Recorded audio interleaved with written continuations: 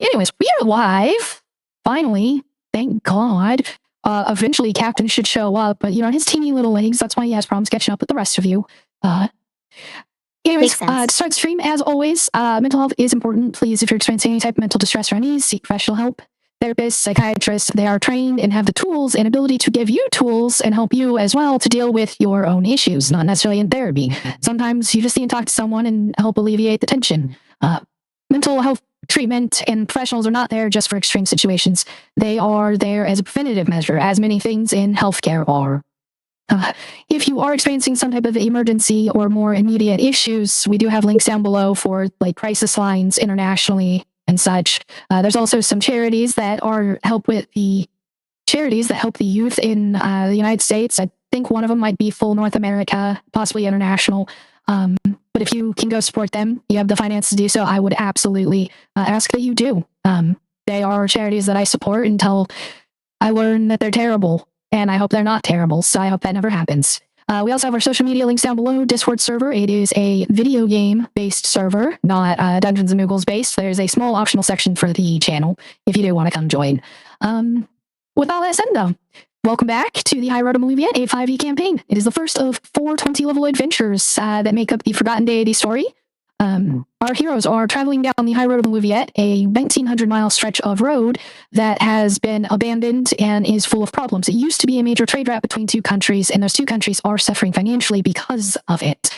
Along the road, they're dealing with little standalone problems, dragons, harpies, whatever happens to have cropped up, as well as their own past coming back to bite them in the ass, and these purple crystals known as torment fragments that mutate the mind and body. In addition to all of this, they have They've been dealing with both player and character sharing a singular body since the start of this journey. Last week, Pius had been investigating into his head, trying to recover some memories, and discovered that the Wizard's Tower, where he found Raish's artifacts and then once again found in the Dread Domain, it is him, he is it, or it's some type of part of him, and that it exists both within his head and outside. It's wibbly-wobbly, timey-wimey, eldritch geometry that makes no real sense. It's non-Euclidean, so to speak. He also got an opportunity to kind of step out of reality again, seeing screens and learning some information, including the names and emotions they represent of the others that make up his being. You all were able to take the tower, shrink it down, and essentially invert it so that it went to the void. It is no longer there, and then proceeded to collapse the cells where the Draco Lich, Nightwalker, and all of those were, so that they will just be sealed away, hopefully for the rest of eternity. And then you went and left the area so you can get a rest alongside Crow, Raven, and a Kindhair's unit that you have saved and is now following Tempest instead of one of the other Lords of Kindhair's in the world. After getting a good night's rest, everyone kind of parted ways, saying their goodbyes to the Kindhair's unit, Raven and Crow, while Rath kind of went off to the side and formed a magical pact with the pseudo-dragon that has been kind of a friend of his along the way for quite some time now, and turned the pseudo-dragon into a familiar, and then told the pseudo-dragon to keep the party from following him as he went off into the woods to finally confront Spiritonus with everything done in the Dread Domain. So that is where we are beginning, as everyone else has noticed that Rath is not here, and his pseudo-dragon friend has come back from the woods. Tempest, you smelled blood. You smelled Rath's blood, specifically, already. I remember taking off first. That's right, you also just full-blown took off. So Pius and Twilight, Tempest has rushed off after telling you all smell of Rath's blood, and the pseudo-dragon, it's odd because it's larger, but it doesn't seem to be tagging along with him currently either. Yep. Pius is going to rush after Tempest. Do I notice that she's gone, or? Oh yeah, absolutely. You were standing and you watched her just bolt after realizing blood. I'll yell at Pius. What do you want me to do? Rath's going to need healing. Come on. Okay, let's go. Let's do this thing! Yeah! as you're running and you're getting closer, you can feel that divine presence also becoming stronger the closer you get. Tempest, you're the first to notice this as you're running, as you see kind of out of your peripheral, a crow is not a crow. A raven is flying next to your head currently. Bias and Twilight, you notice this crow too after a brief moment as well. That there is, keep saying crow, raven. You notice this raven flying near her head as you all have taken off towards Rath. Does the raven look familiar to us? It looks like a raven. At the speed you're moving, you can't stop long enough to really take in the details of this raven without ramming yourselves face first into a tree. I sense no hostile intents. Over to Rath then. You had just called out, you'd called his name to summon him to the position. As you turn your gaze back up from, bowing it, you see him taking a stance, but not so much a combat stance. As he kind of just loosens up his shoulders, he does stand up straight, but he holds his blade down at the side so that it's angled behind him. The tip of it just pressed slightly into the ground. Why do you wait? Are you sure this is the way you wish to fight me? I want to see your full power. It'll come in waves. Well then, I guess it's time to begin. And I will activate the blade song and pull back the blade offensively and begin rushing towards him if he does not rush towards me. So you rushed in at him while he's still maintaining this kind of negligent stance. And as you draw close to him, going in for a strike, he just kind of swings his blade up and catches it with the cross guard, your strike with the cross guard. And then steps backwards a couple of steps, putting his blade back down to the ground. And we're fighting over who has the most patience now. Is that it? Perhaps not. And what's the point of this? Amongst the things that I hold some amount of dominion. Battle is one of them. There are battles of the heart, battles of the mind, battles of blade and magic. What type of battle do you truly believe this is? The Battle of Wills.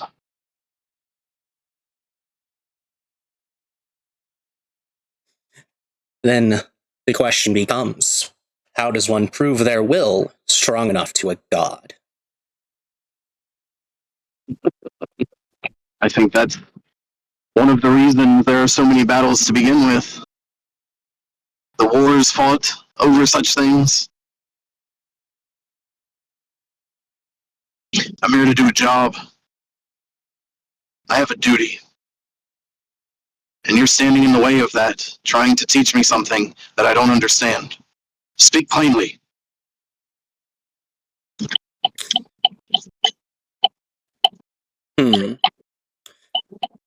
Not everything that you don't understand is all that difficult, nor do we necessarily speak in riddles when you believe we do. But tell me, have you fought this entire time by yourself? Has it been the power of your blade and your magic alone that have let you live to get to this point? No. Then what And power do you think switch. I was? Yes, but you stand here to prove your will, to prove your power, to prove yourself in battle to me, alone. Why? Because I need what you have to continue my journey. That's why. Why did I not drag my friends along to a fight they probably cannot win?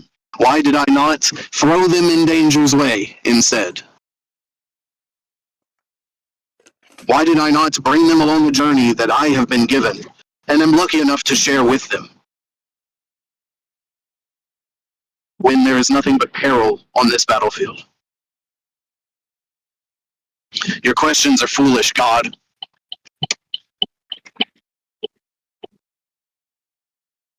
You see him actually lift his blade. No response. And this time he takes a fairly standard stance, one foot in front of the other, and he grips his greatsword with both hands. A look of ferocity in his eyes. An anger now kindled. Rath lifts his chin as well as his blade and activates a Charlatan stride as he says, "Seems my will has been prone to break less than yours."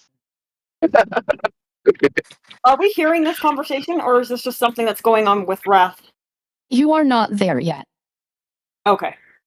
So you are rushing and you're feeling the power growing and growing. And you begin to feel a wave of emotion within this energy. An annoyance building.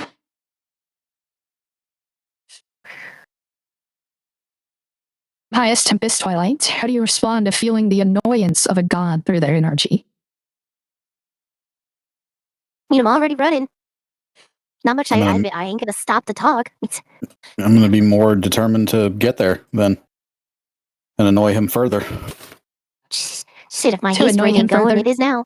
The Tempest disappears even faster ahead of the two of you, Pious Twilight.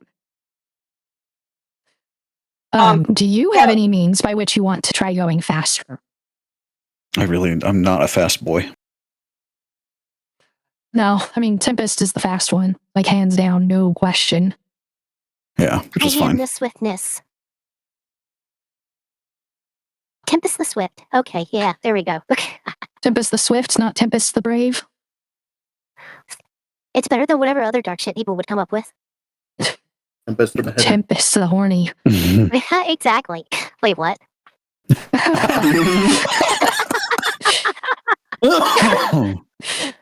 All right. So, Rath, back over to you. You made your comments about him, the wills and his breaking easier. And he lifts, he goes into that stance, and he lifts his weapon up above his head and brings it down. He's aiming straight to the middle of the top of your head, like he intends to cleave you down the center. How do you respond to that attack? And he has a great sword, correct? Yes. Rath would try to dodge into a closer range with him, and maybe around his back to try and get too close for a great sword to slash down.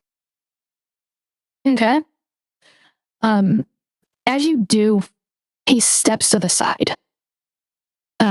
Not necessarily getting that extra link to bring the blade down on you, but preventing you from being able to drive yours into him or to push. Essentially, the two of you both positioning so no attack can land. And you have an opportunity to take the initiative again. Okay. Rath will swap his hand to the left side, or his sword to his left hand in a reverse grip, and then he's going to quicken a spell to make it look like his main action is going to be what's that thing called? Lightning Lore. But he knows that's likely to fail, so he's following it up with an offhand attack as All right. or just an attack. So you go with this distraction and then attempt to strike. And he, once again, just kind of like takes a couple steps back out of your reach. As he does, you see him pull the blade back again, preparing to just make a wide swipe from left to right as he leans forward to move towards you again. Try and back up out of the range of it if possible. So you know that he, being a deity, is incredibly fast, so you try to hold it for that last second before contact is made, and you manage to step back just in time for the blade to miss you, leaving him with his arms stretched out to his right side, full length with the blade. Currently, his stance has him completely open. Then Rath is going to dash forward and use the gust spell to propel himself even faster and try and cut through his midsection. So he doesn't seem to react or move. as you start to push yourself at high speed towards him, and your blade makes contact, but it doesn't penetrate. As he just looks down at you. Rath meets his gaze. He kind of takes one step back as he's bringing up his other leg, and he just boots you in the chest backwards, causing you to stumble. This is getting fun, old man.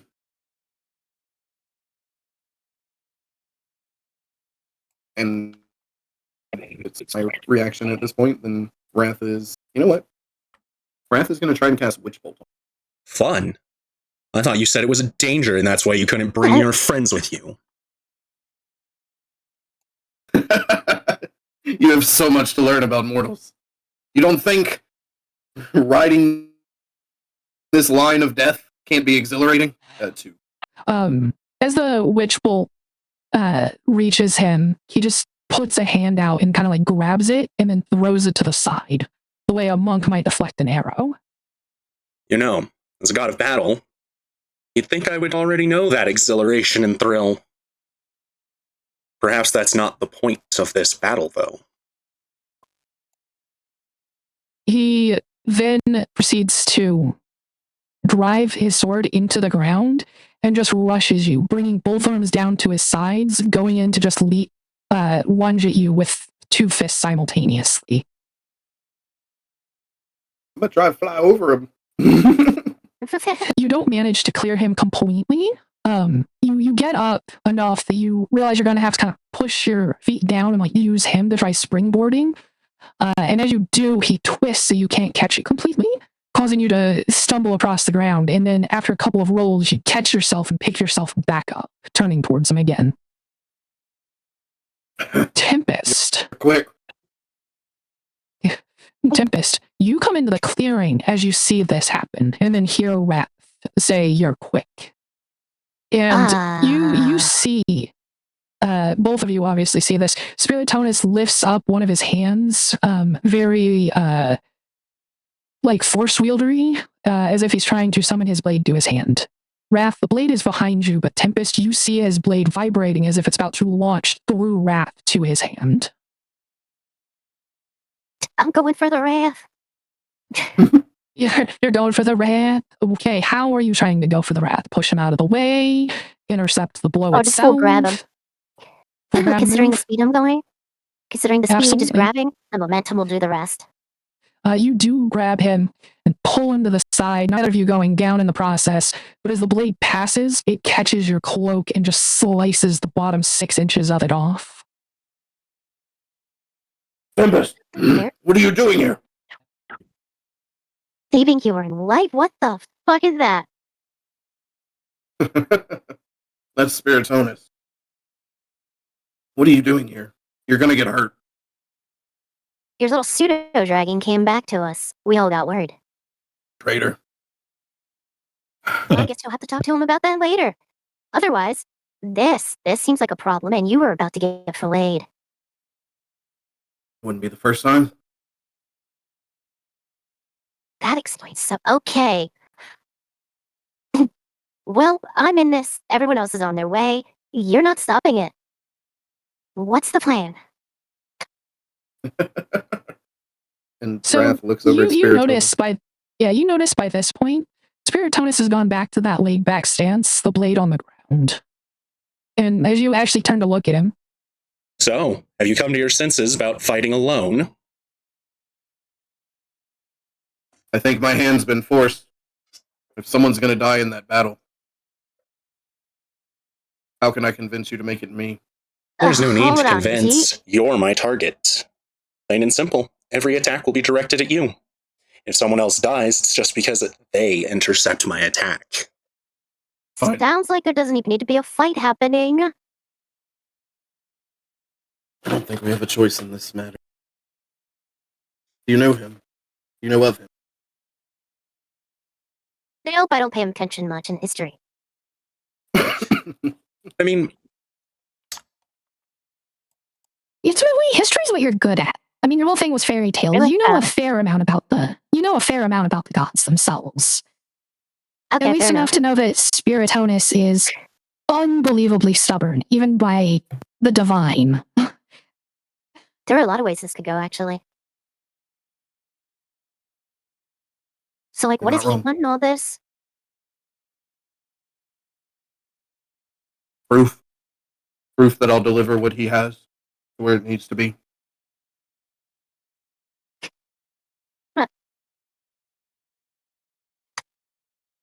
Well, this seems like a trial for you.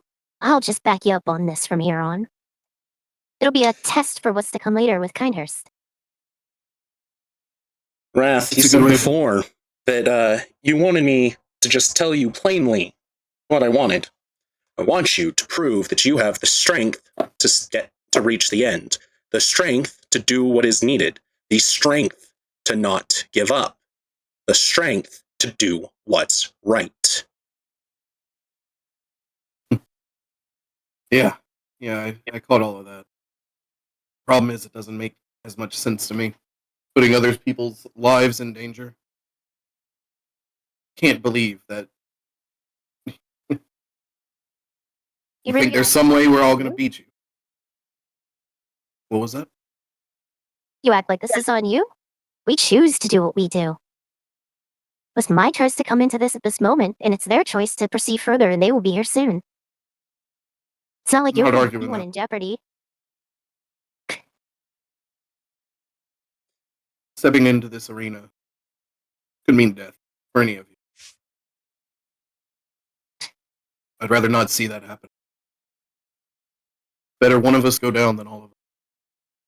Fortunately, this is a two-way street. You're here. I can't argue with you anymore. I tried to not give you the choice to do so, but that failed. So we wait on the others. Growling noises. Tempest, let me ask. Do you trust Rath? Yeah. You trust him to protect you? Trust him to lead you where you want to go? Where you know you must go? I mean, why wouldn't I? So far, I've been able to trust him completely on this journey. So what you're saying is if the roles were reversed, you would have trusted him to stand by your side in this moment?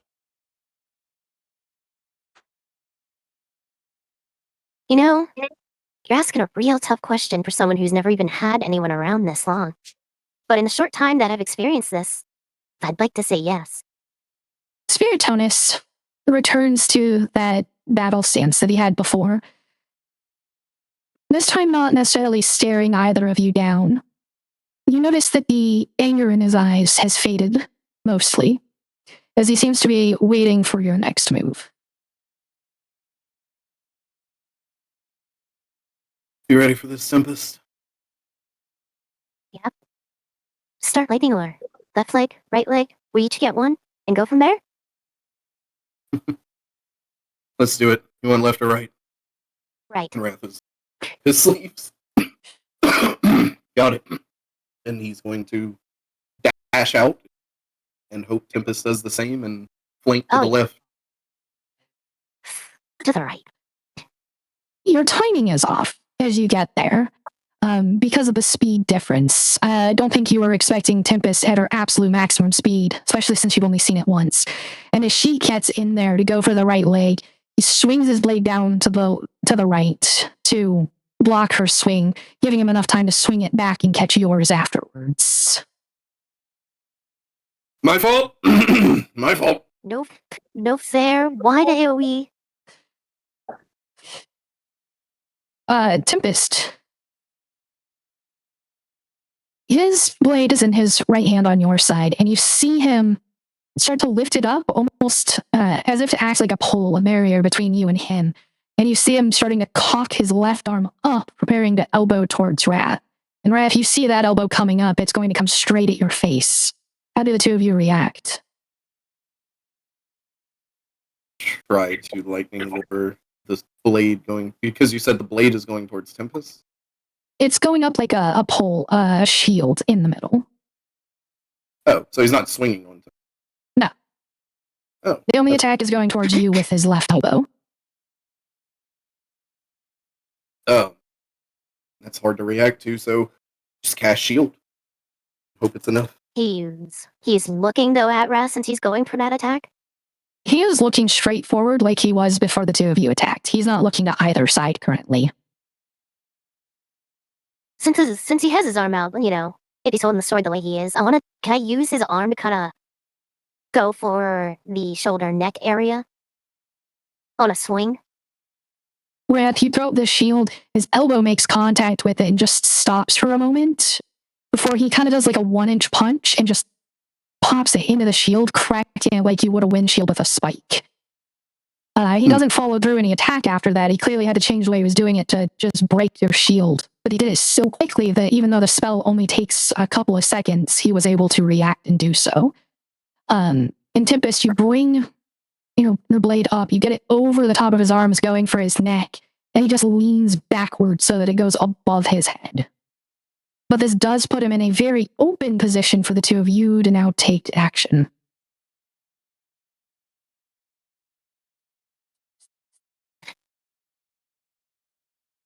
Uppercut to the front. General attack. Okay, going for an uppercut to the front. And Rath? So, okay, hold on. He was like leaning back, wasn't he? Yes. To dodge the blow? Yeah. He tilted his head back and kind of he's slightly leaned, just enough that he went underneath the side. Okay. Rath is going to kind of run to the side and then slide prone and try to lightning bolt his feet out from underneath him. So he's going for the lean back. You two start to move to each individually hit him, and he just throws himself even further into that backwards movement and just backflips nearly 20 feet back in one swift motion. Damn it. He's pretty good. Mhm. Okay. Different strategies. Yeah, I don't know. I have a lot of stuff that can lay down an area of suppression, but I don't want to hit you with any of it. Maybe we just each get aside and try to catch him as unaware as we can as we make him dodge or deflect both of us. Can I smell off how far the team is? They're getting close, but they're not quite close enough to interact. It's better than nothing. We still got a bet. Do you think you could take the point for a bowman? I'll try to get behind him. Go, I'll cover you. And Rath is going to dash forward, and as he does so, sorry, I had an idea and then it went, whoop, nope. Okay, never mind. Yeah, as he does so, he's going to just rush forward and take an attack with his blade, and then an attack with his, what do you call it? Unarmed strike. Once I'm fully behind, as soon as the engagement starts, I'm going to try to come up on behind him and using my own cloak, I'll take it off and try to wrap it around his head, like essentially blinding him and all that. Okay, so you get that and you manage to take it around. And Rath, you go in for the blow. And you see him kind of flip his sword up and then flip it straight back down to drive it in front of him. He blocks your blade, but it leaves the opening to the side. And when you make contact with his body, it feels like you're punching a wall. Shit. Okay, so she's like on his back now? Are you on his holding that there? Basically straddling his shoulders, trying to hold this thing on his face. All right, you are full-blown piggyback riding him. Guess it's a grapple of sorts. All right. Okay. So he kind of lets go of his blade as you do this, and you just see a puff of shadow as he essentially misty steps behind you, Rath. Again, putting you in between his blade and him. Tempest, you're able to catch yourself no issues as you drop to the ground, though. notice that the cloth is still wrapped around his face, though. Shit, I was not prepared for the misty step. Rath is going to run and What? You just cut out real Rath is bad. going to run to the. Sorry, Rath is going to run towards the blade and try and grab it. I'm gonna try to Alright. take a lunge and swing at his face before he rips that thing off. Rath, you grip the handle and you go to lift it, and this blade feels unreasonably heavy for a blade of its size. And that would be if it were made out of like metal or something, but you can easily tell by the balancing and such that the blade itself is just made of shadow. The handle, just the grip and crossguard, are where all of the weight on this blade is. And that was your role, was to see how well you picked it up. So you pull it up and you get it into position to be able to use it as a weapon, but that weight is pulling hard on your shoulders. Tempest, you swing the blade, and like when Rath went to slice him across the center, it makes contact and it just stops. Pius and Twilight, this is when you come up on the scene now. As you see Rath drawing Shadowbringer from the ground, and Tempest Scythe just making contact and stopping as if she had hit an immovable rod. I'm gonna. Oh, go ahead, Raph or Pius. No, go ahead. I didn't say anything. Oh, I was thinking we could stealth it, like do like stealthing. While Nah, he's a god. He knows we're here. Pius is rushing in.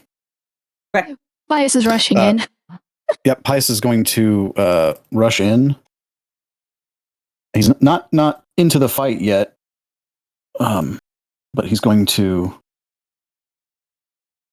stop, like, in the clearing. Why is my shit? There it is. Where's your shit? It should be in the Go toilet Moody. or sewer, but And he's going to hold up his sword and plant the blade in the ground.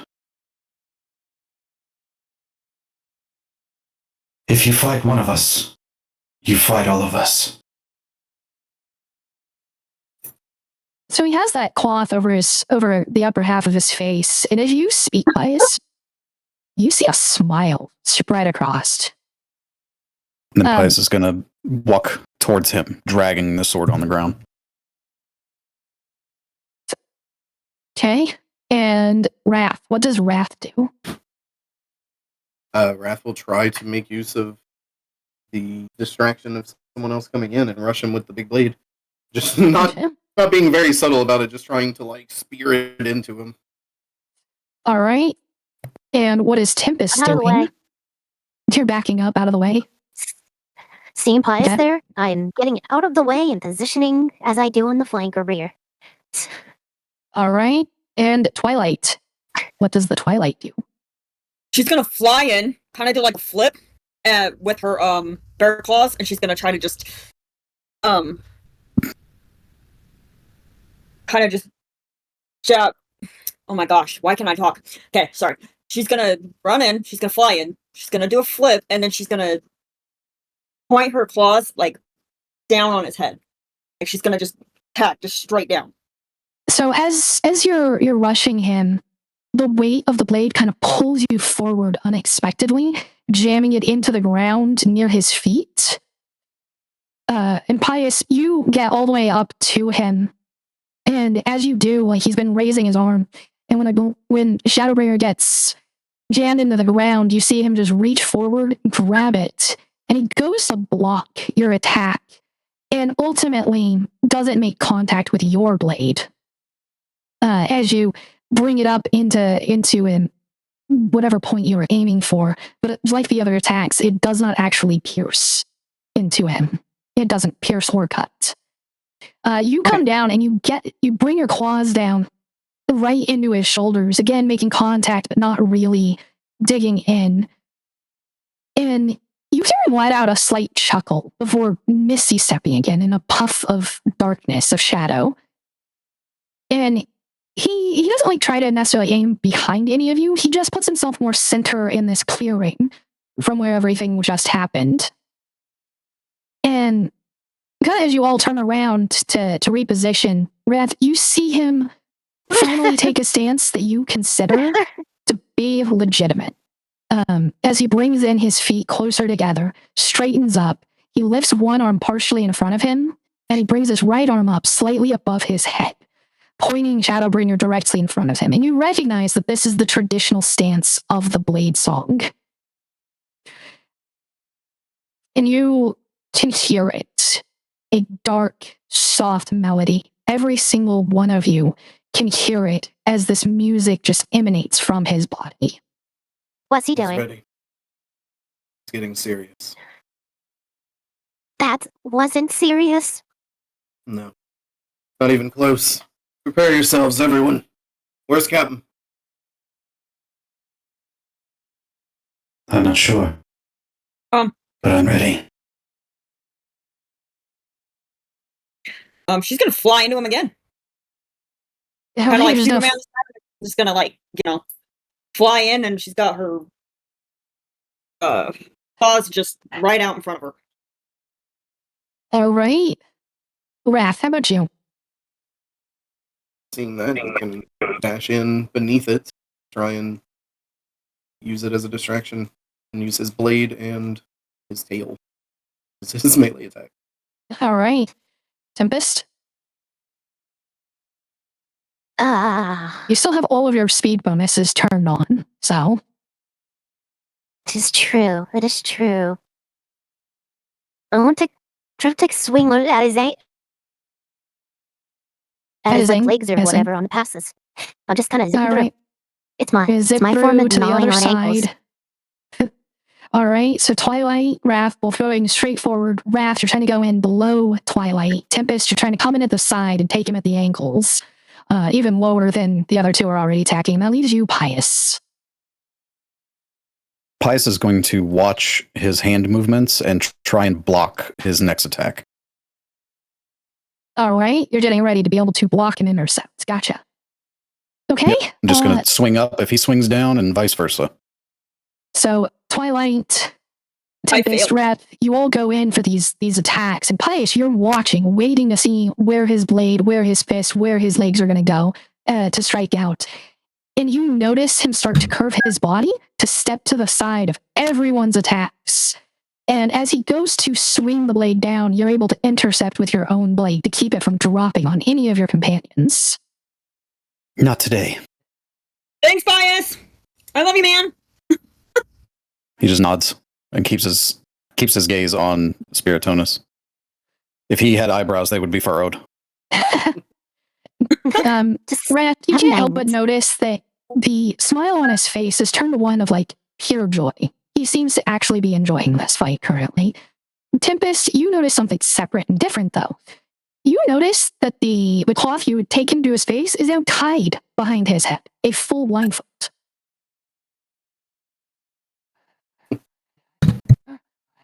He's seriously handicapping us. He's handicapping himself. Rath kind of mumbles under his breath. It's about time. And then he gives Pius a nod, and this time he's going to leap up and try and hold the arm with the sword at bay for everyone else to take an attack.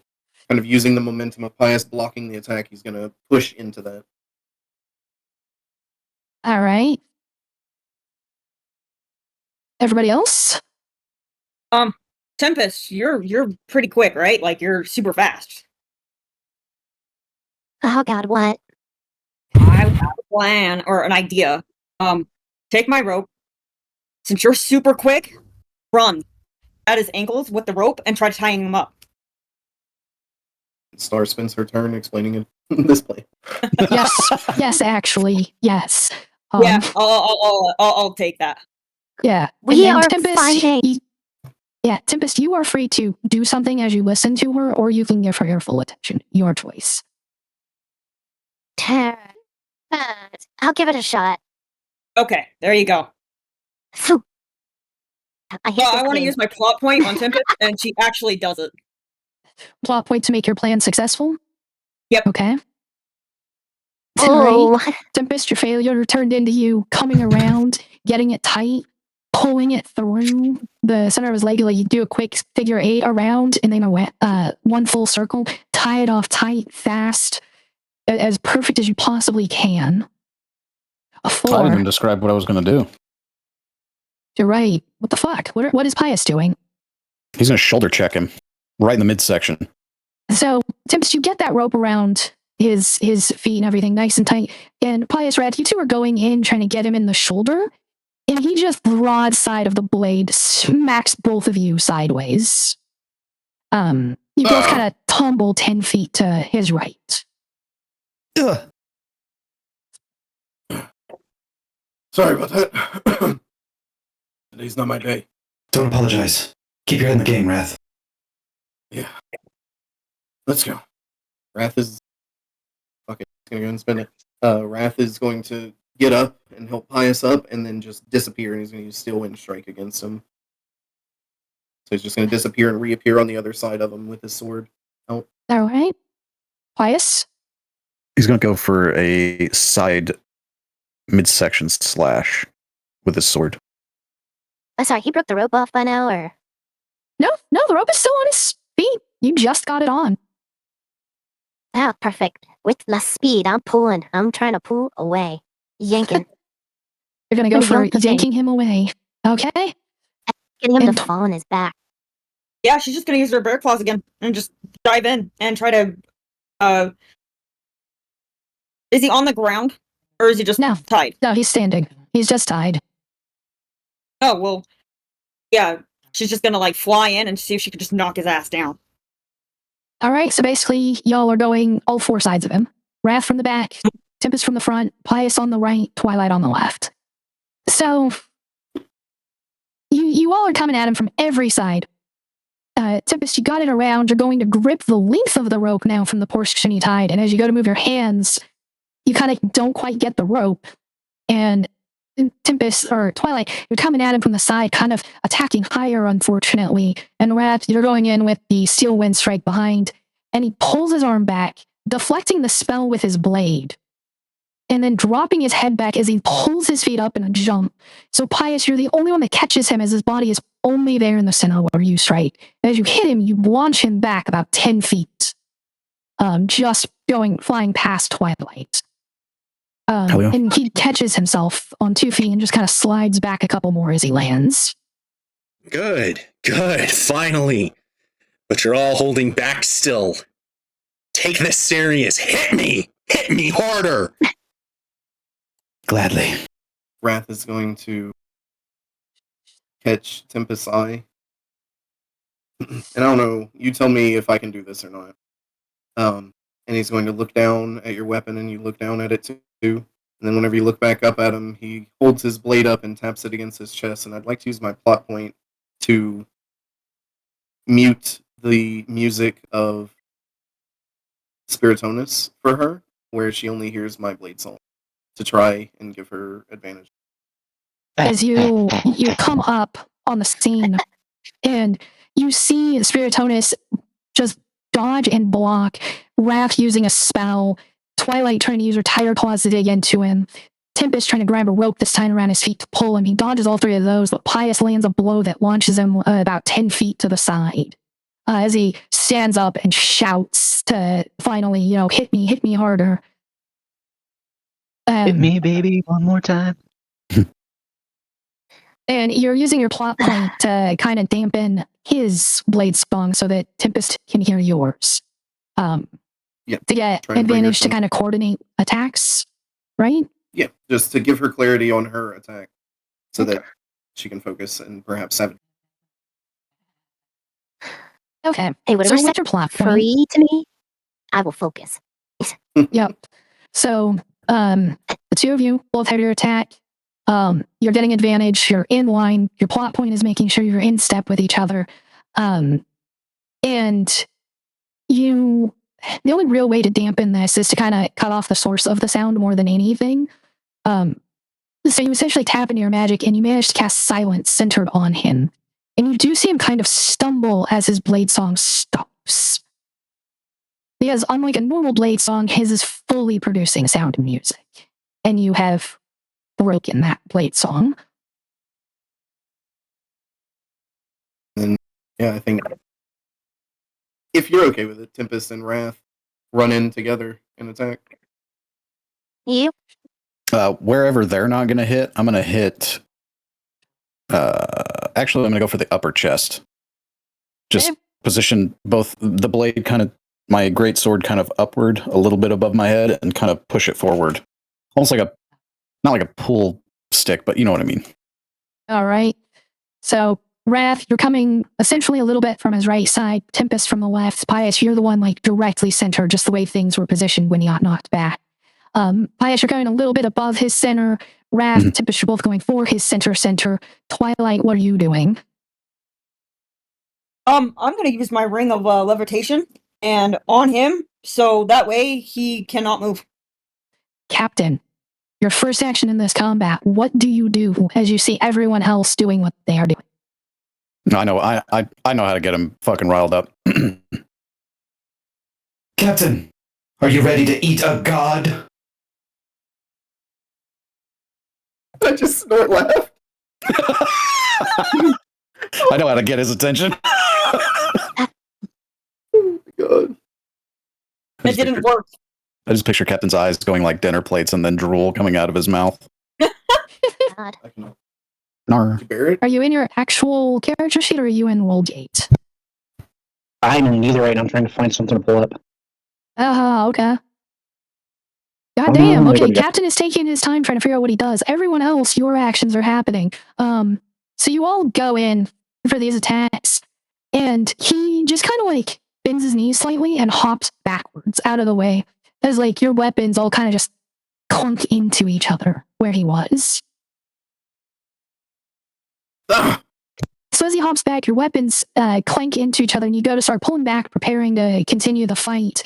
He sets his sword so the broadside is facing towards all of you. He puts one hand on the center of the blade itself and then swings it as if he's swinging a giant fan.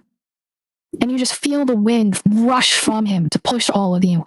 And you manage to like keep yourselves from being blown away or knocked around. But Pius and Tempest, the two of you kind of get pushed sideways away from Rath, who gets pushed as well, 3 separate directions. As he finishes kind of blowing you all to the side, he returns to his basic stance within the blade song, and you hear the music start to emanate from him once again.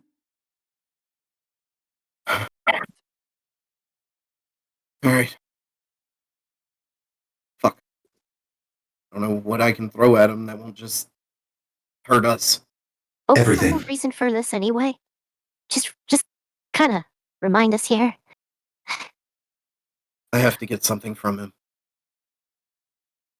If it's too much, you can walk away. There's no shame in that. Nope. Just be easier if we might know what this is. If we know what? I'm sorry? If we know what this is that you're trying to get. Oh, I'm winded. Well, that blade's probably one of them, but we'll see. Alrighty. Alright. I want his head. I'm gonna step out of this fight for a few seconds. Go for it.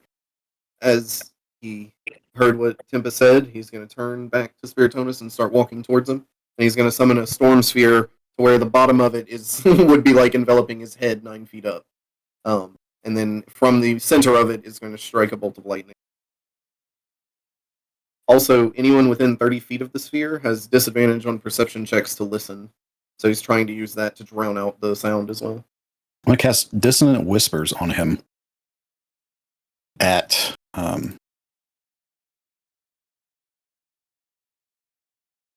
third level. And the whisper is going to be behind you. Cacophony of your voice giving him directions. Yeah, Whispers, plural. She's gonna try her her levitation ring again. Can she do that? She's got 2 of them. Well, technically she's got 4. You're right. You're right. Yeah, you can go ahead and try to use the next levitation ring. I'm gonna try it again. Go for it. Just a handful of these rings. She made sure she got enough for the whole party. Conjure barrage. Conjure barrage on him. Okay. Yep. So, The spells are all going off. They're going to his space. And he doesn't move from that position. He doesn't try to dodge. He doesn't try to block, even for that matter. And Rath, you, with your blade song going in his, especially for the several rounds it's been going at this point, you can hear, you can feel the way that the magic of the two are flowing against each other, around each other. You can hear that his blade song isn't fighting against any of the magic here and simply moving with it, around it. It's not fighting or resisting what is happening. As if it's becoming one with the other magics. And you can feel and hear the spells themselves go off and the way their sound and their waves are bouncing off of each other. And you can't help but be reminded of how you've cast spells together with other people in the party previously. How the magic can blend together to become something new, something stronger. Or how, in instances like Counterspell, how the magic can stop that other magic. Oh, basically we all need to cast our spells together as a group. Pius, can you help me focus a spell to maybe reach his mind? Yes. Tell me what to do. Just use my spell to turn it from physical to mental. See if I can connect with him. Pius, your telepathy is a form of magic.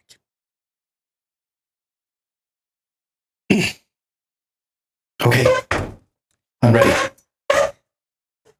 Alright. And Rath is going to focus on the Witch Bolt spell at the highest level he can cast it, which, if he combines the spell slot, the 9th, I think, and try to allow Pius's magic to influence it to connect him instead of physically with the body, with whatever is beneath. Oh. And as you do, Pius, you feel your telepathy and the magic itself as if it shatters through a wall, as if it breaks through. And you feel the presence of this mind, vast, endless, almost like the Nightwalker, but inside of it is just tranquility. It is dark. There is no warmth. There is no cold. It just is. No resistance, no fighting, no negative, no positive. It just is. Am I also connected to this? Yes, both of you. Rath is going to attempt to transpose an image of Spiritonus standing in this field and Rath and Pius standing watching. And he is going to use the meditation that he taught Tempest to, literally, he's going to look at Pius and just mouth, "Trust me." And he's going to sit down, cross-legged, and use the meditation that he taught Tempest to try to let this energy flow like he feels it doing, and just try to be one with it.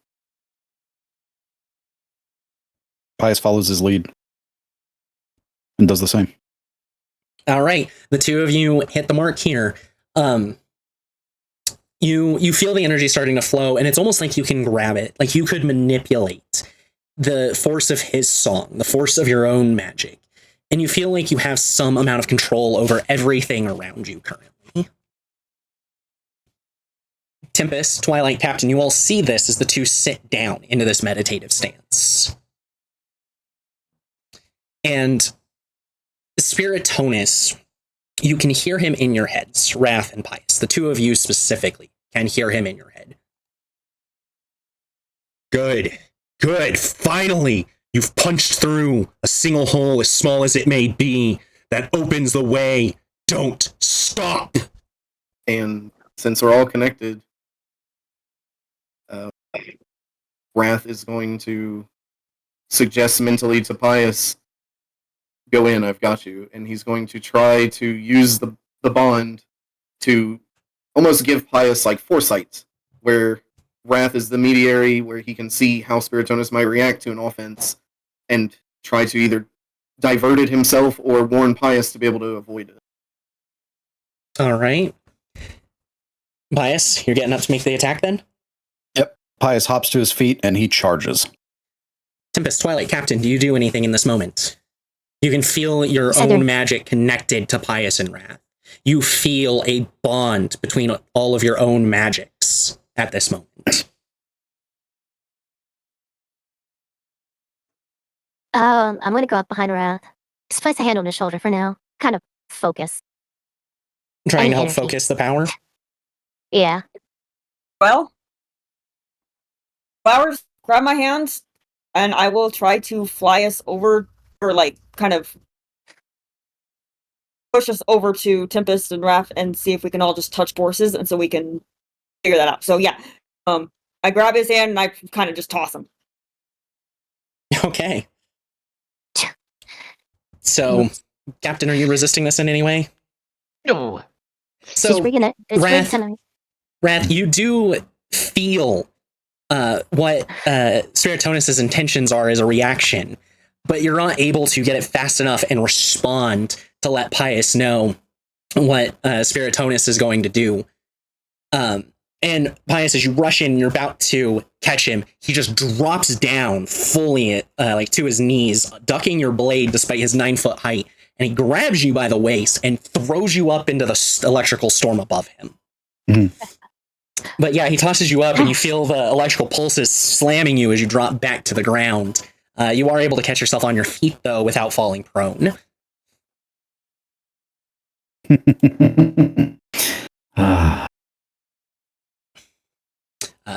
Spiritonus is also laughing audibly this time, and not through the telepathic connection. And as you're all starting up and preparing your next set of attacks and options, he seems to almost just evolve into this mad state of cackling.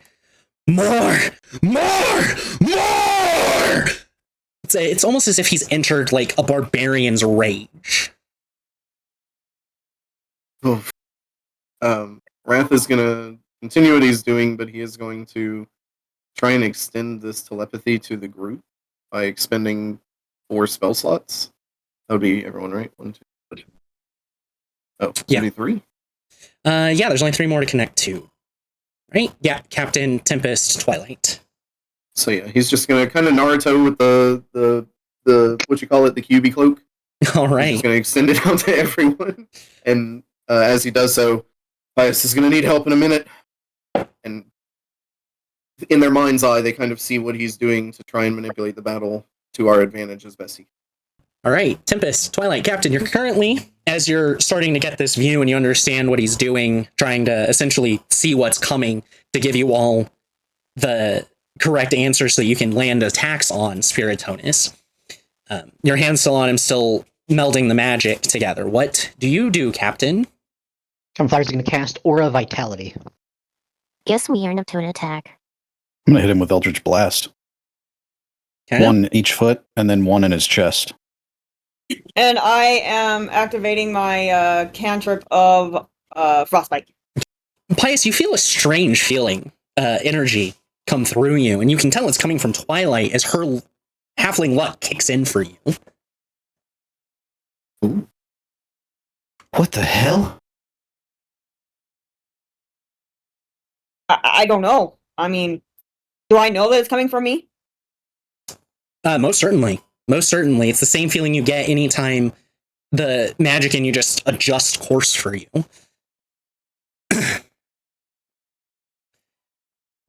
Pius, you got that 12, so you don't really quite get the shots in you're hoping for. You miss both the feet, but the one in the chest makes contact. Tempest, you fail to make contact as well. As Spiritonus, as you go to make this attack, Misty steps again. In Twilight, you do see the frost kind of start to go over his body in this.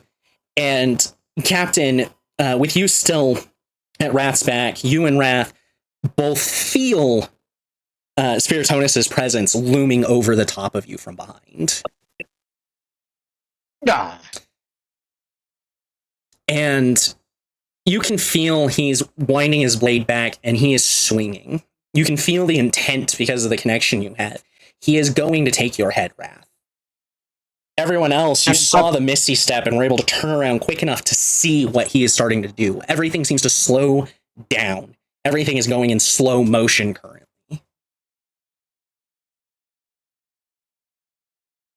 Can I roll to push Rath out of the way and jump in front of the blade? You maniac. I know. Is anyone else going to do anything to attempt to stop Spiritonus's beheading? She's gonna try to diverge the sword so it actually doesn't hit Rath, but it hits something else instead, like the ground or. So you're going to try something. to manipulate the magic pull you have from Frostbite to push the blade? Yeah. I don't know how this is going to work, but it's a crazy idea I have. I want to sacrifice half of my hit points to cast Arms of Hadar as I bear hug Spiritonus. The most powerful Arms of Hadar I could do with half of my hit points. All right. Put it away. Yes, you're going to have to get over to him in time to do so. Okay. With my speed, I will yoink him as I go towards Rath as well, then. Rath is Tempest. going to try and cast Thunderwave on the blade.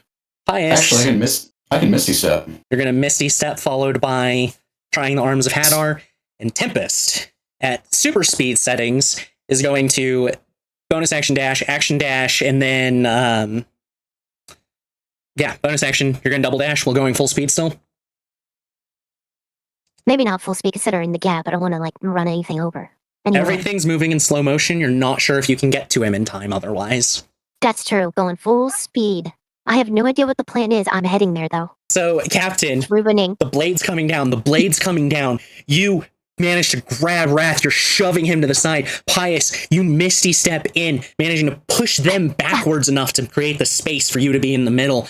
And the blade comes in and slams into your side, and you feel it cutting through you until it stops halfway through your waist. Me or Captain? You, Pious.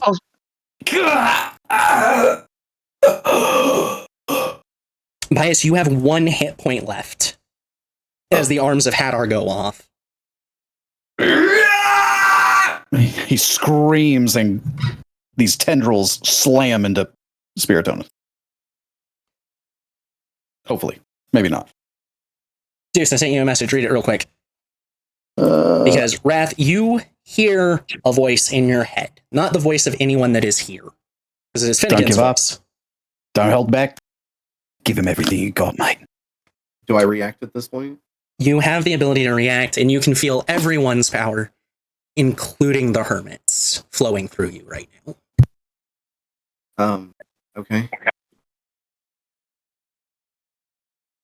What Rath is going to do is, as he hits the ground, he's going to push himself off and rush quickly to Pious, and as he grabs the blade of the sword, he's going to literally pull the power out of Captain to heal the wound as he pulls the sword free, and then he's going to expend every single spell slot everyone has, except for 1 first level spell, as he just literally empowers himself to spin the blade around as he twirls and shove it into Spiritonus. So what appears to be void, suddenly, if you've ever seen those fireworks that you light it and the heat causes carbon to expand, it's kind of like that, except the blade just grows into almost like a disc that Rath is holding, and now instead of like something that would suck in magic, it looks like something of solid darkness. Like it almost has a texture to it at this point, matching the hardness you think of when you think of Spiritonus' skin as a god. And he just spins with it and shoves it towards Spiritonus' chest. As you do, when you drive the blade forward to him, and it makes contact, he's still being bound by the Arms of Hadar. You draw all the magic from everybody. You end up pulling the magic, the already cast spell. So as you make contact, the spell's no longer holding him in place. And in that moment of impact, you see his face light up with a joy that's pure, like a child who is seeing the world for the first time. And all of you hear the beginning sounds of an explosion, and and then silence as you are deafened by the sound of the sound barrier breaking. And Spiritonus is just launched, tearing down every tree, the grass and dirt, leaving a Dragon Ball Z-like line through the ground out past your vision into the forest. After about 30 seconds to a minute, you start to hear a ring in your ears as your ability to hear comes back. And Rath, you are on your last leg. Right now, you can barely stand, but you can hear Spiritonus's thoughts, his will, his desires calling you to him. He'll stagger or crawl towards it. Everyone else, you see Rath doing this. When he cast this spell, he didn't know how to use a lot of the magics that y'all have. So there were places the magic probably came out of that shouldn't have, and he is heavily wounded, almost as if something exploded beneath his skin. Or scales in the skin, as he does so. Rath, I got where are you this. going? Prop him up. Save it. I'll be fine. And he continues to stumble crawl his way towards Spiritonus. The sword kind of shrinks down to the normal size of a greatsword for someone of your size, and you're able to kind of use it as a walking stick, as the weight of it drops to nearly nothing from that extreme weight you had felt earlier, as if the blade itself has accepted you. And he half drags, half walks his way to Spiritonus' form. I think you dropped something. And he'll hold out the sword in a shaking hand. So you go out about 500 yards or so before you find him just kind of pressed against a rock. You see his clothes are a bit tattered, and his body actually has wounds. There's damage and cuts across his chest, his arms, and even his face. Yeah, but I dropped it into the hands of the person who should have it. It's yours to do with as you please. If you feel your ally should wield it, then that is what it needs to be used for. Not all of us are so precise with every blade. Thank you. You see him reach to his wrists, where he's got a couple of bangles. They're somewhere between like a 2-inch bangle and a full-length bracer. They're about halfway of that in the length, and they look to be made of shadow. And he reaches to the center of his wrist with his palm up, and he seems to unclip one from each side, and he hands them to you. Rath takes them, and it almost seems to drag him down a little bit, how wounded he is, just by the weight. I'll get it there. I believe that. Just don't forget, your power doesn't lie in what's in your heart. It lies in your friends. I never did. Don't forget, my will was stronger after all. And he winks, starts dragging his way back. You look over your shoulder as you begin to walk back to everyone, and you kind of just see him fizzle out, wisps of shadow in the air as he disappears. As soon as he no longer sees any part of him, Rath collapses to the ground. Rath has fallen unconscious, not terribly far. Like, you all followed at a bit of a distance to let Rath do what Rath needed to do. And as you see Spiritonus puff away, Rath look over his shoulder, and when he turns back to look at all of you, Rath kind of just collapses to the ground, unconscious. The sword and bracers were still in my hands, so they're now on the ground. Pius hobbles over to Rath, picks him up. I'm right behind you. I'll grab the shit. You stubborn old bastard. Come on. Let's get him back to camp. A good berry ring that will give him a little bit of hit points. I mean, Campfire's is still aura vitality. He still casts. You're closing wounds. You're keeping anyone from dying, Pius and Rath both. But this battle has just taken it out of everybody. And Rath is just unconscious. This isn't a hit point issue. He's not dead. He'll be fine. He just needs some rest. Come on. I mean, good. So is the god still alive, or did we kill him? Oh, he died. Didn't you see him puff away in smoke? Oh yeah. See, that's how all gods should be. Just puffs of smoke. Fucking hate them bastards. Well, that's so sad. I didn't get the head, and you didn't get some of his meat. Captain. That's fine. Captain, you feel like a little nibble on your ear. It's very light and almost playful, a nibble on your ear. And then you hear just like a whisper. Looks like I got to eat you first. Yeah, Spiritonus just pushes a little bit, just enough to let you know he's still alive. He's not dead. You fucking bastard. What the fuck, man? I just go punch him. He didn't appear. It was just the feeling in the words. It's also a whisper in only Captain's ear. I mean, don't I hear Captain say that, though? Yes, but being as Spiritonus isn't there, you can't do anything to Spiritonus. No, I'm thinking that Captain was saying that to me, so I just go and slap him, going, what the fuck? Twilight, quit fucking around. I got it. Could I look up if I notice anything flying around? Oh, yeah, absolutely. As everything's starting to settle, those of you that are conscious notice the raven from earlier lands on Tempest's shoulder. This is new, but I'm too tired to ask. Oh, we don't want to do fuck? crow meat. Gotcha. You Did are I say not crow eating again? this thing. It's raven. It's a raven. It's a raven. God damn it. I said what I said. Respect. Yeah. You are not eating this thing. It could be tasty. Do you talk? I mean, I can knock it out. Yeah, so you kind of like turn your head a little bit to it, ask if it can talk, and it just as best a bird noise as I can make. It just sounds like bird noises. Oh. We'll think of a name for you later. I got a name for it. Bird food. Now, if anyone tries to touch this, harm it, or eat it, I will eat you. You're Kinky. drilling just a little bit there. There you go. There you go. So you're all having this conversation as you're heading back to camp. And when you kind of walk into where the instant fortress is, because you hadn't even finished taking it down to leave yet when all of this kind of went down, you see the hermit is awake. And he's currently on his knees, like his legs are flat to the ground on his knees, in prayer position with his eyes closed. I just kind of whisper to him, do you think that's going to help? You said this is at the camp? Yes, this is at the camp. He's right outside of the door to the instant fortress. Okay, Pius just ignores him and walks into the fortress to lay Rath down. In a bed, specifically. Well, I'm not just going to lay him on the floor. Yeah.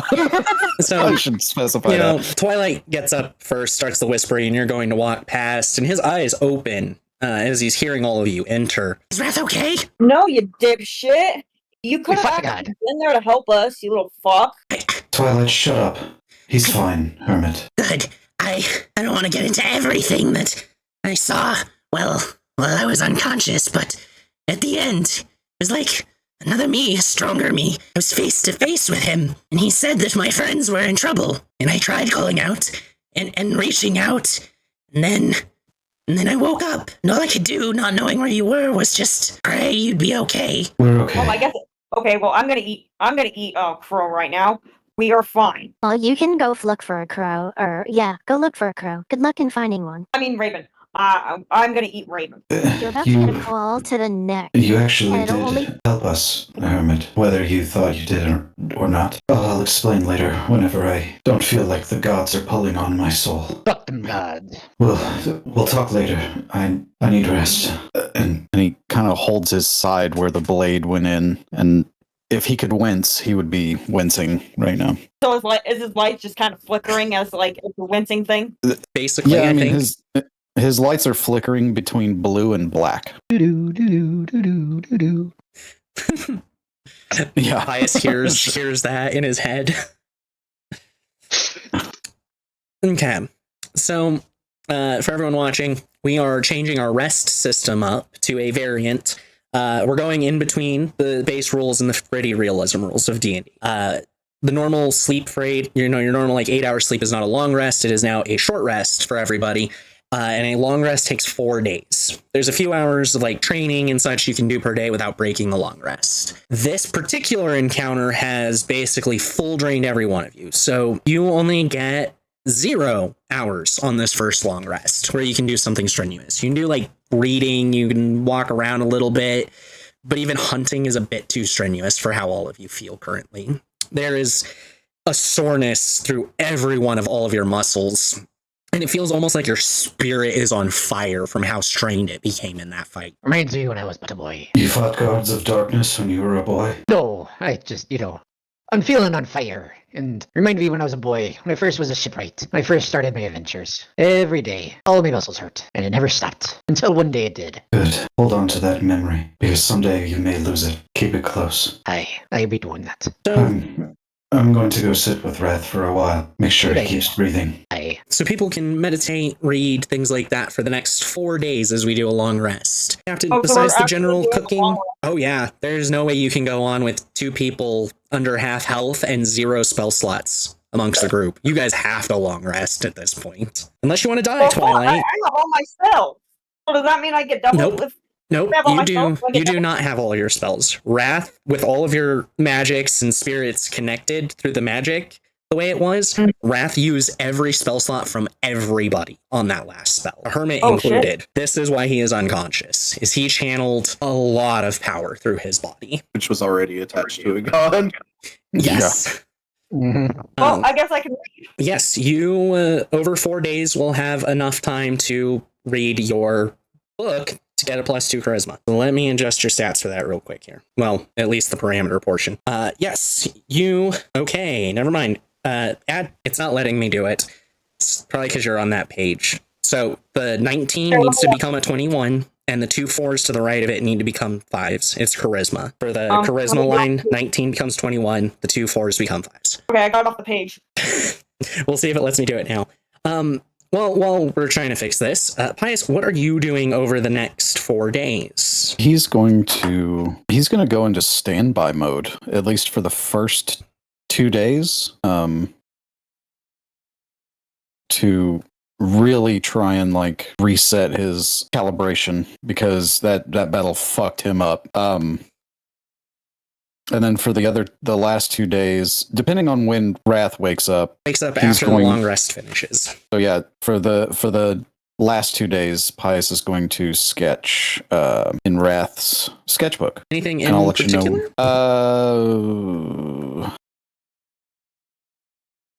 He's going to start sketching what his idea of, because the way he sees the group is like a body. He sees Rath as the head, the leader. He sees himself as the torso or the shield. He sees Twilight as the veins, the blood. He sees Captain as the heart, and he sees Tempest as the limbs. All right. So he's going to kind of turn that into a sketch. Not necessarily draw a body, but like draw those parts that he thinks represents the group as like their own items, I guess. Okay. If that makes sense. Yeah. Give me a dexterity check just to see how anatomically correct every part looks. Captain, besides cooking over the next 4 days, what are you going to do, if anything? Flowers is going to start writing a journal. Start writing down what's happening to everybody? He's going to start from the very beginning of when he first got kicked out. Kicked out? Kicked out of what? Kicked out when he decided to go be a sailor. Oh, wow, you are going back almost 100 years. Okay. Writing an autobiography? Holy shit. Yeah, Captain was reaching adulthood at that time, without giving away a bunch of information, because it's his story to tell. But he was reaching adulthood, which for a dwarf is like 36, twice as many years as a human, because they live longer. Yeah, he's going back a solid 100 years, because he wanted to be a sailor in a community of mountain dwarves who were known to be forged and underground. So that is way to fuck back. Holy shit. Oh, that's more than 100. That's almost 150, because you're 160. Holy fucking shit. How fucking old are you?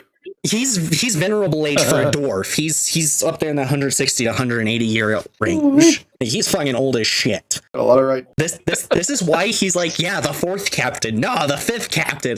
He's been alive long enough to see these captains have full runs as captains. And then he had his own run as a captain. And then he spent a full 30 years in Pallet Town. Twilight, you are reading for 4 days to get that book done. Tempest, what are you doing over the 4 days? Day 1, just a note. Burb is going to be with me from here on, mostly.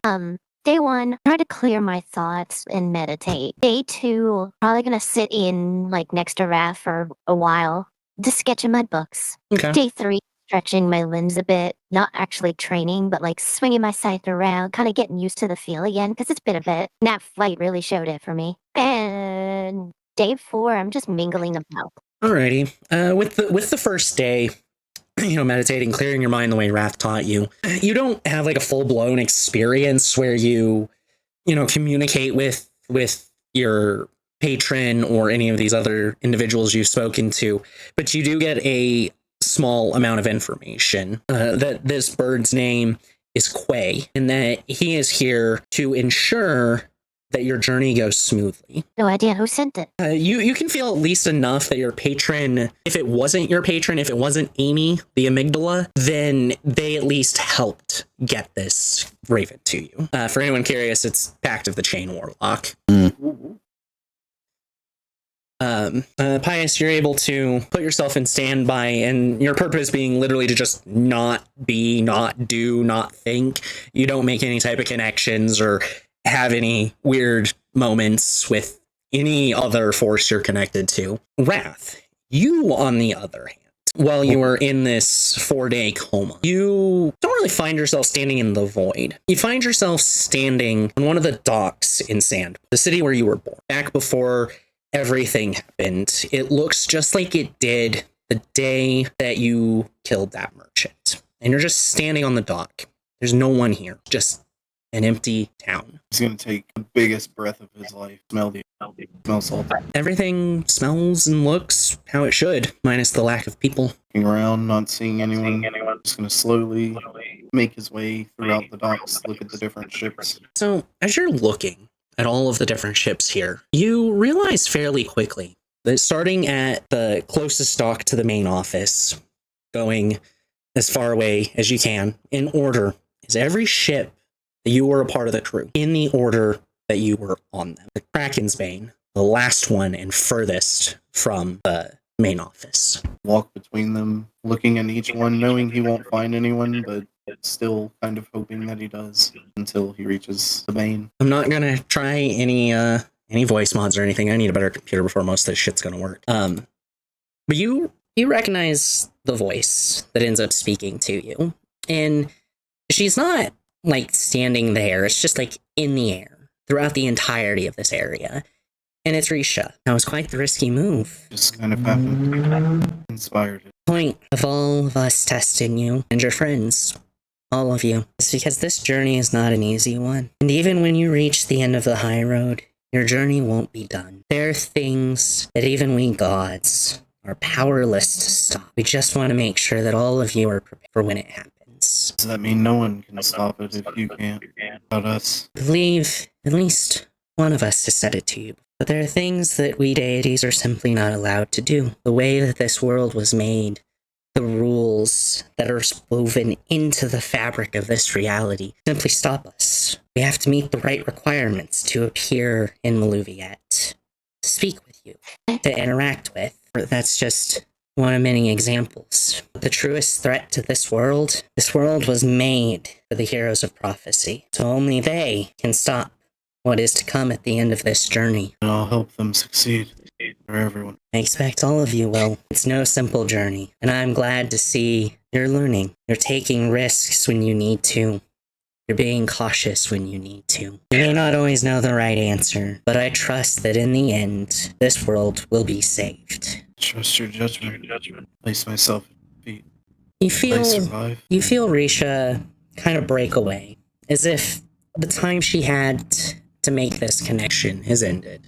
And as you look around, you kind of realize that from something Nick had told you previously, something that had been discussed, you're standing in your soul room, space you can manipulate as you please. As he turns and realizes the storm clouds start rolling in, as they begin to drop rain on the area, it's as if every splash creates color. He's standing once again on that dock, and he's just watching the Kraken's Bane sail away, before he turns and just goes into the city and finds a place to watch the rain, and he's just going to rest there. As you do, another voice kind of engulfs the area, the same type of connection, and you've felt the divine power of Risha in this space, you felt Spiritonus's divine power when you connected, and you feel this divine presence as well. And you once again recognize this voice, and it is the voice of Agnos. You've come far on this journey. I have still further yet to go. Maybe a longer journey than you expect, but I know you'll see it through to the end. And I know you will treat those with respect and kindness that you must. You proved it to me when you earned my artifacts, and you proved it again today with Spiritonus. He was down, but you still showed him respect.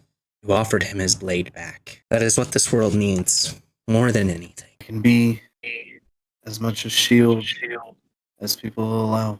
Sometimes a shield is needed more than a sword. Sometimes a pen is mightier even.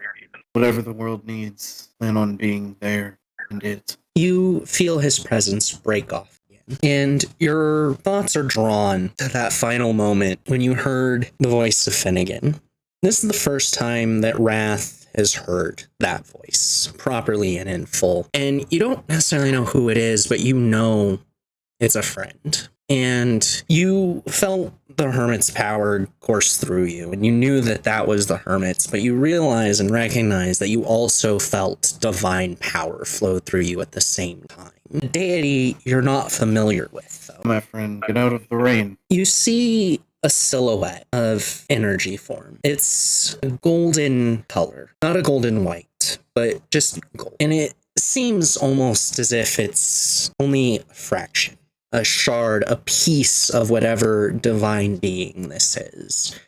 And you don't get a response more than it approaching you to sit next to you. Continues to stare out towards this weather. You come here often? It shakes its head no. I think I have heard you before. Is that you that inspired that ability? Seems to cock its head, as if in thought. And then it shakes its head no, and then shakes its head yes, as if to say, in a way, it was.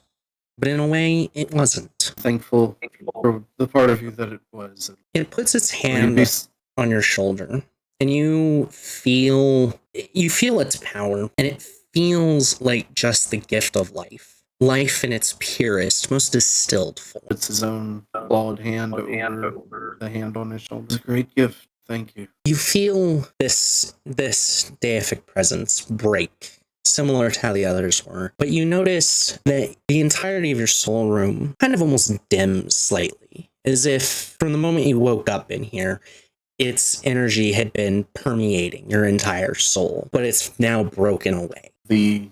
As the day darkens, the storm gets a little bit heavier. Rath begins walking just along the shore, and as he walks, the rain just freezes in place around him, and he's just strolling. You feel you feel a warmth begin to walk beside you. Another deity you've already met. Finnegan says nothing though, but you know the feeling of these flames. You come to enjoy the weather. Yes, actually, I think I have. It's one thing I've always loved about rain. Chaos in it. Nothing stays the same for long. The noises change. The patterns change. You know, one of the domains I govern is change. Transition. Fire can forge steel into blade, steel into armor. It can burn away a landscape, leaving a forest, now a rocky landscape. But so can water, so can the earth. Shift, tear apart homes. The wind can blow people away. It can blow them where they need to go, or to a place they can never come back from. In many ways, all of us deities, we're the same. Different aspects, different versions of the same thing. It's a thought that's plagued me from time to time. And whenever I begin to think about it, my emotions rage wildly, as much as my outside may not seem to match. What do you think of this? Why do all of us deities share so much in common while being so different? From the same cloth, perhaps. Tiles. Do you believe that the people of the world are cut from the same cloth? I'm sorry, do I believe what was cut from the same cloth? Do you believe that the people of Maluviette, of all the planes, do you believe that they're cut from the same cloth as us deities? That if you have the power to help the heroes, then so can we? course, but consider the cloth simply that of consciousness. Doesn't mean that every square foot of this cloth is the same, nor is it all as durable as the next. Some of it fresher,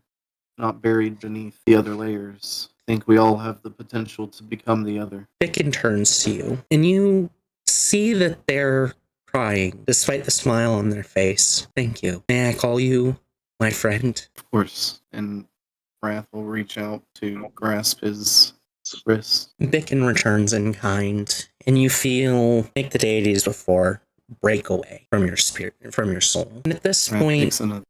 you can't help but notice the divine pressure that was here from this being you're not sure of disappeared. The deities that have touched your soul to have these moments and disappeared. You still feel smallest divine power deep within the city. He'll begin journeying towards it, the storm growing even darker, heavier, the wind beginning to slam shutters of the town that he's created around himself. Lightning and thunder roar through the sky, and it's just calm around Rath. As you're rushing deep into the city to find this, you feel Skarm's presence as the voice just echoes through, like Risha's and Agnos's did. You're fighting to live. You're fighting to continue exactly as you did when we last met. Are you ready for whatever may be there? Whatever is resting deep within your soul? There's nothing that will stop me from facing Do not even forget, if you were to stand here against me. as much fun as that may sound, I do not think it would be appropriate. Do not forget, you are not alone. Even when we are not here, even when you are lost within your own soul, you are not alone. Remember what Spiritonus taught you, and remember what we have all taught you, and you will succeed. The sea, as much toil and turmoil as the surface may cause, the bottom of it is still just as much a part as the top. My roots grow deep in my friends, and will continue to do so. You feel his presence break from you, as the others have. And as you approach the center of town, well, not so much the actual center of town, but as you can feel the center of this landscape created within your soul, tell me what this place is, and why was it so important to Rath when he was a child? This was, well, like you said, the scene of his first major incarceration. This was the town where he first started his life as a pirate. This was the town that he first took someone else's life. This was the town he left his final port for that fateful day with the Kraken. As these memories flow through your mind and you remember, you come across a small shack. It's not terribly broken or squalid, but it's also not anything special. It's pretty run-of-the-mill average. And this was where you and your parents had lived when you were really, really young. You can't remember far back to remember your father, but you do remember your mother, at least up to that point where you lost her as well. And the door is closed, and you feel that divine presence on the other side, inside of this shack. Walk up to it and hesitate, and then he'll knock, and as he does, Tumaroth? My brain did not process that. I'm sorry, please repeat. Tumaroth? His mother's name, correct? Or is it pronounced different? My brain is not bringing it to mind. That Tumaroth, Drafam. You know what? What am I thinking? I know exactly where I can find it written in my notes. I hate the fact that I have, like, really piss poor memory. I really, really do. That's why I have, like, 4 different applications that I have notes on across campaign. Right. No. Which one is it? Okay, for real, I didn't write it in there. It'll take me way too long. We'll just go with the pronunciation. You do not get that response, though. You do not actually get a response from the other side. He'll open the door. Inside, you're standing in the living room, and it's like a scene frozen in time. You see your mother, and you see your father, and it looks like they're preparing for bed. And the two of them have little you in their hands as they're working on trying to change a diaper and put on your pajamas. They look happy. Watch the scene for a moment, starts glancing around the room, seeing what he remembers of it. As you glance around, most of it seems foreign. Some of it isn't fully shaped or realized, as if your memory's not good enough of it to be able to recreate it in this space. The more you look around looking for familiarity, you find yourself in the captain's quarters of the Kraken's Vein. And then his heart drops. There's no Davy, just you. And the chair is pulled away from the desk slightly, and from your position you can see a drawer open. The drawer where you found the torment fragment. The one that you had when you started this journey. One that, when you had been sitting with everyone at the Drunken Dragon, you remembered having found it here. Walk over and pull the drawer open all the way. The torment fragment sits there, on top of everything, in the center of this drawer. Around the cabin again, close his eyes, consider the talks he's had with Risha, and then picks it up. As you pick it up, you don't feel the normal presence wash over you. It doesn't feel like it's a normal torment fragment. It doesn't feel like it is the Forgotten One's presence washing over you. It feels like your own pain, your own sadness and suffering that you've kept bottled up and shoved down all these years. And the scene seems to start moving. The ship is on the waves, and Captain Jones walks in. My boy, what are you doing in the office? Something on your mind? Davy, can't go out. And he's clutching the fragment tight. What was in your drawer, Davy? I cannot tell you exactly what it is, but it's connected me to a very powerful being. One that's promised us immortality. I've been meaning to speak to you about it. I don't want to keep secrets. Did they tell you how they would grant you immortality? No, not exactly. They told us to sail out into the storm, that it would be there when we arrived, that through our deaths, through our sacrifices to it, I can feel its divinity, and it said through our sacrifice, the sacrifice of me crew, we'd all be granted immortality at its side to serve it. Titans on the crystal, you're about to kill everyone for nothing, for no gain. This is not the immortality you seek. You want to live forever, you're doing it the wrong way because you're all about to die. It's I'm turn old. the ship around. I'm old. I'm scared. I don't want to lose you. I don't want to lose any of the crew. I don't see any other way. Can't make you go. If you want to leave, No. you can leave your resignation. We'll be docking tomorrow. If you leave your resignation and you'll no longer be part of the crew, it means we can still uphold our end of the bargain. But I can't not. And Rath just storms out. He doesn't plan on leaving his resignation. He plans on going and trying to save everyone. You can hear him crying on the other side. You know that he's just doing what he feels is right. And he's just trying to protect all of you in his own way. But it doesn't change what he's about to do. And as you storm out, the scene changes back.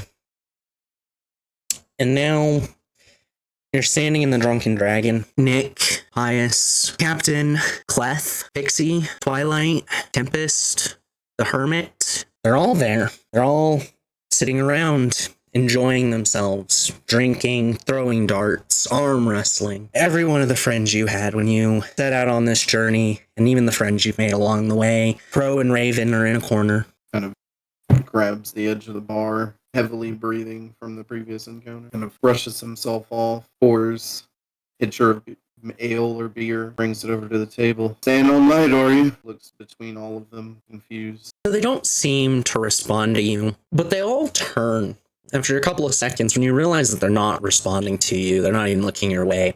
And you follow their eyes as they all turn, as you see yourself walking out from the office. This version of you carries a power within them, and you feel that divine presence that you followed here. Get as close as I can and follow and try and determine what that is. The scene freezes as you start trying to follow it, and this version of you stands kind of in the middle of the open bar space, and you feel it out, you investigate it, and it doesn't feel like an element. It doesn't feel like death given form or life in its purest. It doesn't feel like good. It doesn't feel like evil. It just feels like divine, unshaped, no direction. And then you feel another divine presence connect. And you hear the voice all around you. Rath, you carry the divine seed. When you hold big, that perhaps one can become another. They can. And you've already started down that path. Are you Chaos? No, I am Cosmos. Wrath kind of thinks about this for a minute. How do I continue to expand on this? My body won't take me doing that again. As the seed grows inside of you, so too shall your power, shall your ability to withstand it, to control it. I'm sorry, you're cutting out a lot. Damn it. Yeah, that's just my computer connection, undeniably, because I know that voice isn't bad. As this seed grows within you, so too shall your power, shall your ability to handle it, to control it. But there is no one way to follow that path. Every god has divine providence over domains, one that is theirs to control and to become the source of. To grasp this, to become a deity, you must become the embodiment of something in this world. And from you, the power of that concept will spring forth. You will become a part of this world. I was but a simple traveler. Very well, that's what I must do. Rath, I will give you one warning, though. We have already told you, we have shown you, we cannot simply interact with the world as we please. It is the rules of Maluviette. In other worlds before this one, we could, and we did. Sometimes we'd fight, sometimes we'd just try to control. We've tried many different things, and every time that world came to an end, and then a new one had to begin. We are hoping that if we do not interfere with this world, that perhaps it will not meet that same end. We know that the Forgotten One is trying to return, and it is likely that regardless of what we do, it will happen. If you become a deity, you will be bound in much the same way we are. You won't be able to freely do as you please in the world. If you become a deity whose domain is Maluviette itself, though, you would at least be able to live within it. Unlike Bicken, who is relegated to the plane of fire, or Risha, relegated to the plane of air, only able to briefly interact with Maluviette, mere seconds at a time. I understand. I'll protect it all from itself as well as those outside of it. You feel Cosmos break from your soul, and you are standing in the center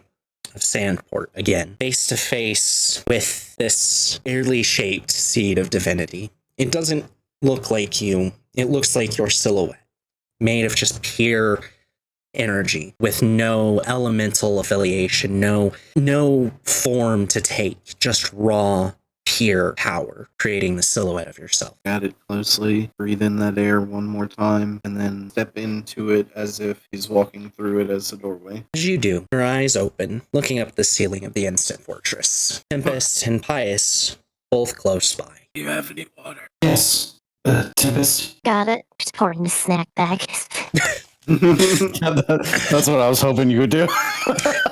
This is the best damn water ever. Do I feel whole enough to, like, get up? Or, like, sit up at least, rather? Your muscles are a little tender, but as a whole, you feel all right. You feel rested, meta knowledge, hit points back, spell slots back. You're just a little tender. And you also feel that new power resonating in your chest. Glad to be home. Thank you. And he reaches out and pulls Tempest into a hug and gestures to Pius, holding a hand out. Rath, I have a question for you real quick. From Rath's perspective, what gift could he receive that would be what he thinks he needs most to complete this journey? The ability to fly, maneuver, the ability to use his breath weapon more, just generally be more draconic, the just raw spell power, perhaps. I think so. This kind of plays into something I was going to ask you about anyway. When the magic exploded from his scales, could it have marked him with arcane sigils in those places as like scars across his scales, and he would gain more raw magic power. Yes. Yes.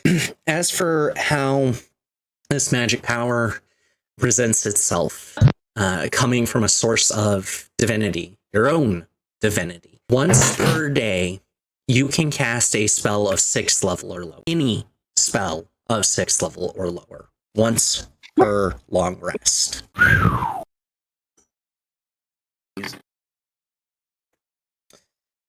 And of course, the two of you, now that he's sitting up, this rest has happened, you can see the scarring leaving arcane sigils, and you see power flowing through them. This slight, almost invisible crackle of electricity across it. Yeah, after Pius gives him a big bear hug, he steps back. Wow, what happened to you, Rath? I think I may have used a little bit more power than I was ready for. Thank you all for giving it to me. I'll need to thank the others as well. I apologize for taking it like that. There's no need. Rath, I don't want to speak for everyone else, but as far as I go, I trust you with my life.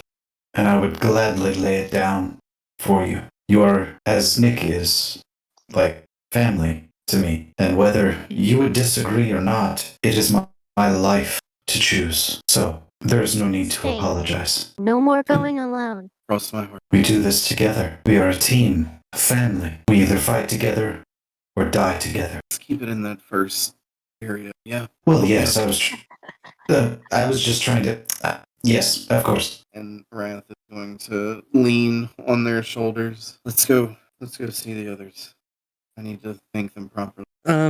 As you start to get up, you notice the hermit is in this particular space as well, and he seems to have started crying around the time that he said, the declarations of, don't go it alone, we do it together, and, I promise. Rath kind of waves him over Tempest's shoulder. Come on, I have you to thank as well. Let me only do it once and save myself the strength. He comes over and he basically attempts to slide in to let you use him. He'll carry you. Because unlike everyone else, he's not tender and sore. Rath will accept. Rath, I'm happy that you're okay. Thank you. I'm also glad that everyone is safe. His crying kind of intensifies slightly as you say Finn again. I know that is my name. I don't remember everything, but I wish that I had trusted my friends the way all of you trust each other. Before, so much of it I spent trying to fight by myself, protect them by not letting them come with me. Maybe whatever went wrong in the past wouldn't have if I hadn't. I don't know. If you could remember, would you? I don't know. It hurts not knowing, but I'm sure it would hurt if I did. I just want to feel strong like I know I used to. I want to protect the things I care about.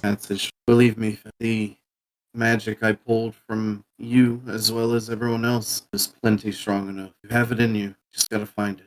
He looks down at the ground, almost like he's ashamed. And you can tell that he's ashamed that he's full of doubt, more than any. Believe me, had it not been for your added strength, you might not be, or I might. Pius might not. You are as strong or stronger than all of us put together. Nothing to be ashamed about for not remembering. Sometimes the world doesn't want. Sometimes your mind knows a little bit better than. Captain Twilight, you both hear this last bit that Rath says as they kind of walk into the area where the two of you are. Of course you're here. Whole speech. You're stronger than you think. Not being able to remember doesn't mean it's a weakness. There's the TLDR. Not being able to remember something is not a weakness. Sometimes your mind knows better than you, and you probably shouldn't remember it. The hermit nods, and he nods and kind of in front of everybody. I know that we want to be careful, but I want to remember. And when I touch those fragments, whether they be hope or torment, it's like a part of me returns. If you all trust me, I'd like to take those torment chunks we found in Wilfred's lair, and I'd like to absorb them. You're free to all of them, at least all the ones I have, which is actually quite a few. He starts looking through his bag. You see Pius's lights turn black. I'll give you some too. It's good to see you again, Finn. Nope, you can't have mine. You see him kind of smile as he kind of, not necessarily realizing like Deuce or that connection, but you can tell he remembers Pius. I can help you remember if you need to, if you'll let me, of course. He nods again. I still want to take this in baby steps, so to speak. That's fine. There's no rush. I just wanted you to know that I'm available if you need me. Just ask Pius to step aside for a minute, and I'll be here. He nods again, and with, Rath, you kind of presenting them to him, he puts his hands on the torment chunks, and you kind of see them just slide up into his hand, disappearing. And as they finish, he kind of has a purplish glow over his body, but he also has this golden white aura. And he kind of lets out a chuckle. Well, this is kind of awkward. Pius, I think I remember you a little bit better from the other world that I came from. We did know each other. Besides that, I know greater invisibility, but I kind of already knew that. I didn't really learn much on this take. Kind of a dud. Interesting. So, maybe we can talk about that later. I'm curious to see if you can help me with some of my memories as well. I mean, if it helps, I'm more than happy to help. Yes, I'm more than happy to help. Do whatever I can. And that is where we will wrap up tonight. Everyone gets a long rest. 4 sleeps have passed. We did it. We did it. We did it. We did it. Yeah, we did it. Harvey? Am I? No. Ocean is Yes. purgatory. The instant fortress is purgatory. We can't leave. It is purgatory. We are trapped. We cannot act, we cannot speak. We are doomed to a life of eternity, an eternity where one cannot do. Yay. One cannot simply not. We exist, but we don't. Perhaps it is like Schrodinger's cat. Until someone else views us, we are nothing. And it is their perception of us that truly crafts who we are. I didn't sign up for Shakespeare. You can't help but look at the hermit very fucking confused as he just goes off randomly. I think you need to go back to sleep. Yes, and you can't have mine. It's my lucky charm. I lick it when I want to. You can't have it. Captain, no. Licks it. All right. Everyone, thank you for joining us. We'll see if I end up streaming through the week. I got this new job, and I've been trying to do a lot to get ready for it. So, yeah. Next week, more Highroad, though, and we get to continue down. So, thank you for joining us, and as always, You.